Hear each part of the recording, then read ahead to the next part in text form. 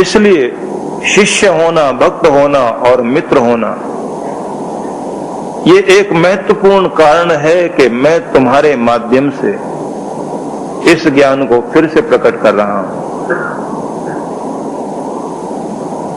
देखा जाए तो इस संसार में जितना भी ज्ञान विज्ञान है उसे कोई भी कहे,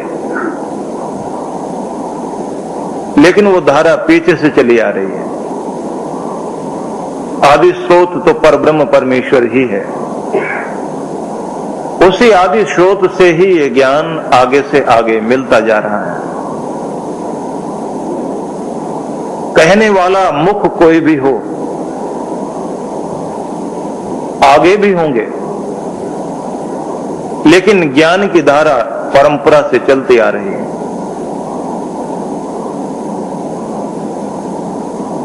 महात्मा बुद्ध जब भिक्षु बनकर अपने पिता के सम्मुख उपस्थित हुए,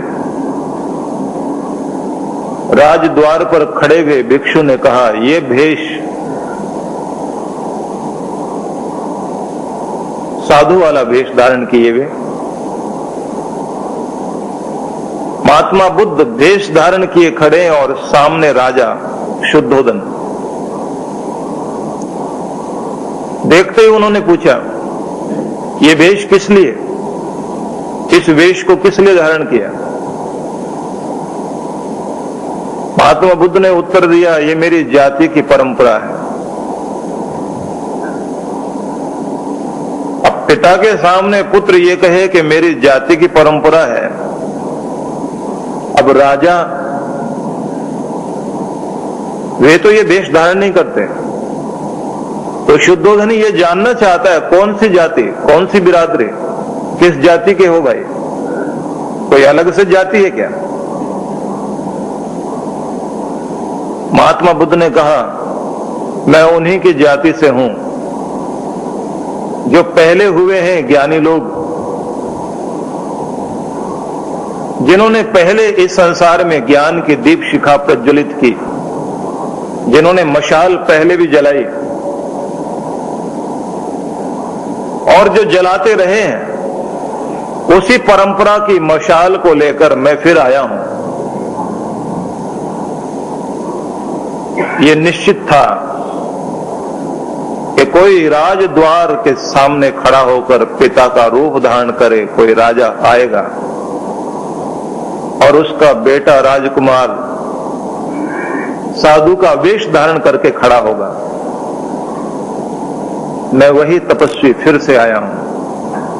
ये परंपरा चलती रहेगी, कोई न कोई राजा का बेटा फिर से जाएगा वन में तपस्या करने के लिए, साधु का वेश धारण करके आएगा, लेकिन वो राजा का पुत्र नहीं, उसकी बिरादरी है, ज्ञानियों की बिरादरी है, जगाने वालों की एक बिरादरी, वो उसी परंपरा से लगातार आ रहे हैं। वो तुम्हारे शरीर की परंपरा वाली बिरादरी नहीं है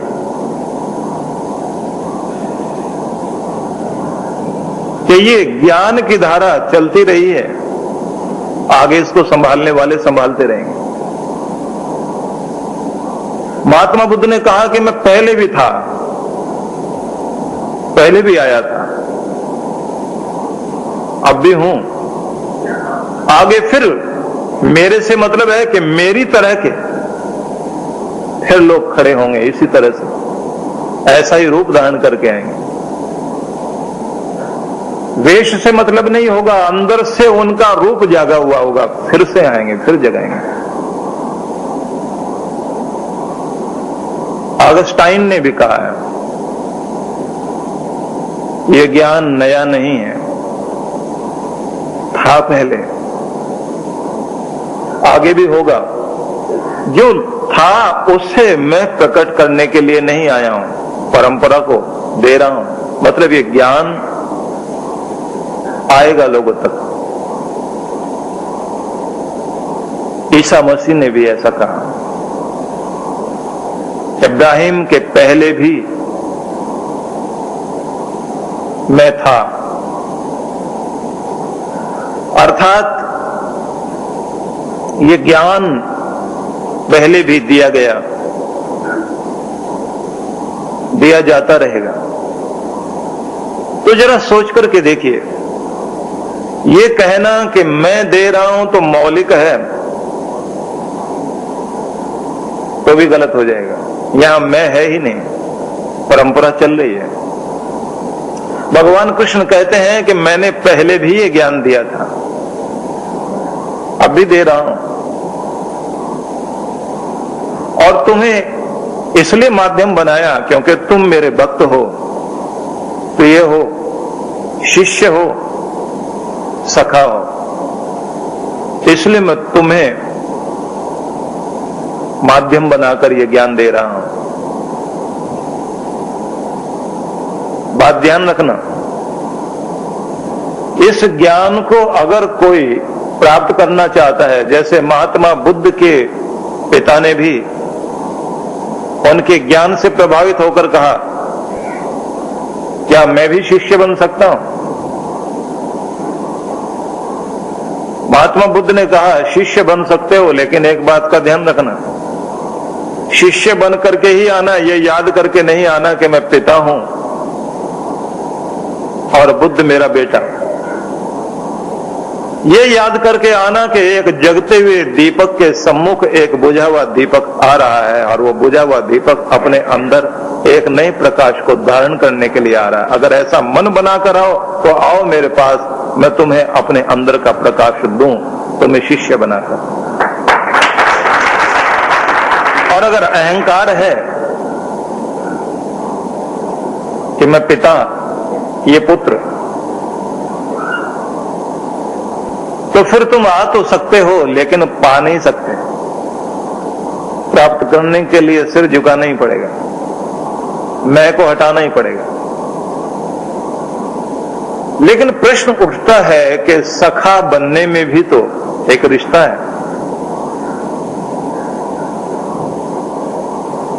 लेकिन यहां पहला शब्द भक्तों से, तुम मेरे भक्त हो, भक्त बनना बहुत जरूरी है।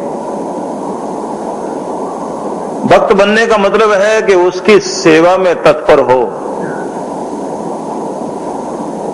अगर अपने रब को, अपने मालिक को अपना बनाने की इच्छा है तो उसके रंग में रंगना पड़ेगा। जब तक आप भक्ति के रंग में पूरी तरह से रंगेंगे नहीं, तब तक वहां से जो कुछ बह रहा है वो प्राप्त होगा नहीं। अपने आप को एक बार अर्पित करना ही पड़ेगा। और ध्यान रखिए, ये शीश देने वाली बात है। जो कबीर ने कहा, शीश दिए गुरु मिले तो भी सस्ता जान। अगर सिर देने से गुरु मिल जाए कि तो भी इसे सस्ता समझना। सस्ता समझने से मतलब है कि आसान मामला हो गया। तो वहां शीश दिए का मतलब क्या होता है? पूर्ण समर्पण कर देना, फिर आगे कुछ बचा ही नहीं, अपनी गर्दन उठा के चढ़ा दे। और देखिए, शीश दिए का मतलब कोई खोपड़ी मांगने के लिए गुरु तैयार नहीं है। ये जो दिमाग घूमता है ना, मैं वाला, ये जो अहंकार वाली बुद्धि है, जो अपनी मैं है, उसका पूर्ण रूप से दान करना पड़ेगा। भगवान ने कहा कि तू मेरा भक्त है और सखा है, इसलिए मैंने तुझे दिया। उसके सखा बनकर देखिए और भक्त बनो। वो तो आने के लिए तैयार खड़ा है, आप निमंत्रण दे रहे हो, लेकिन निमंत्रण देने से पहले स्वागत की तैयारियां तो कर लो। और स्वागत किस रूप में? मैं ना रहूं, तू न रहे वाला भाव। एक ऐसा रूप जैसे कोई नदी सागर में जाकर मिल गई, कोई बूंद गहरे सागर में। कोई कहे बूंद से गिरना नहीं तो तेरी पहचान खत्म हो जाएगी। समुद्र में गिरना नहीं, तेरी पहचान खत्म हो जाएगी। क्या कहेगी वो कि मैं अपनी पहचान और अपनी मैं को खत्म करना चाहती हूं। और जैसे ही गिरती है फिर परिणाम देखिए, फिर बूंद बूंद नहीं रही, मैं तो खत्म हो गई, लेकिन बूंद सागर हो गई। अपने आप को गिराया, अर्पित कर दिया, फिर परमात्मा का रूप ही सामने होगा। वो हमारे सम्मुख परमात्मा हर समय है, आगे पीछे दाएं बाएं, लेकिन अगर हम चाहते हैं वो हमारे अंदर उतर आए, थोड़ा झुकना पड़ेगा, पूर्ण रूप से सरेंडर करना पड़ेगा, समर्पण करना पड़ेगा। इब्राहिम अदहम नाम के एक अच्छे चिंतक हुए और कहना चाहिए संत परंपरा के एक जागृत मनुष्य। जो भी सूफी लोग रहे हैं उनकी एक अलग तरह की परंपरा थी। ज्ञान कहीं से भी निकला हो, किसी के मुंह से भी आया हो, भाषा अलग हो सकती है, भेष अलग हो सकता है, लेकिन धारा उसी तरह से जागती है। कहा कि अगर तू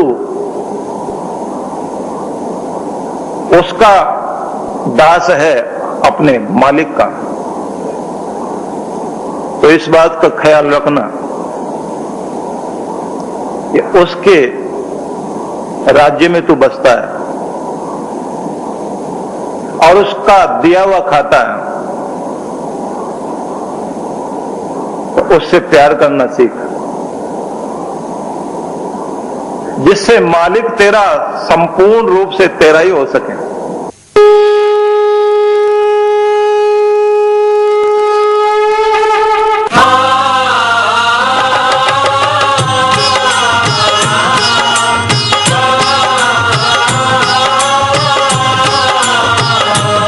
गुरु चरणों में प्रीति रखने वाले